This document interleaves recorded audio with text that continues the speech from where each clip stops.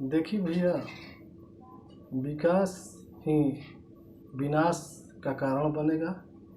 इसी पर ये गाना है। जेतने करब विकास ही हरास होई, जेतने करब विकास ही हरास होई, एक दिन विनाश होई न। जेतने करब विकास ही हरास होई, एक दिन विनाश होई न। आइल आधुनिक जमाना, बढ़ल कल कारखाना। आइल आधुनिक जमाना, बढ़ल कल कारखाना। बढ़ू धरती के हो, बढ़े धरती के पूरा तापमान गई, एक दिन विनाश होई न। जितना करब विकास ही हरास होई, एक दिन विनाश होई न।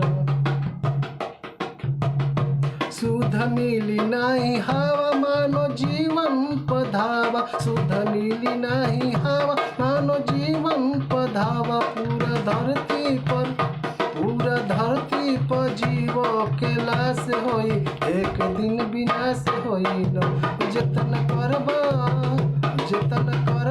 विकास ही हरास होई, एक दिन विनाश होई न। जतन करब विकास ही हरास होई, एक दिन विनाश होई न। आइल केमिकल जमाना, उजड़ी सबके आसियाना। आइल केमिकल जमाना, उजड़ी सबके आसियाना। अब बीमारियों तो सब कोई के पास होई, एक दिन विनाश होई न। अब बीमारियों तो सब कोई के पास होई, एक दिन विनाश होई न। जतन करब विकास ही हरास होई, एक दिन विनाश होई न। जतन करब विकास ही हरास होई, एक दिन विनाश होई न। दावा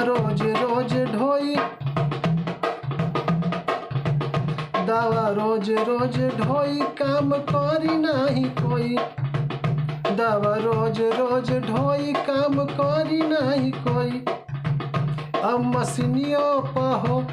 मशीनियों पर पूरा विश्वास होई। अब मशीनियों पर पूरा विश्वास होई, एक दिन विनाश होई न। जतन करब विकास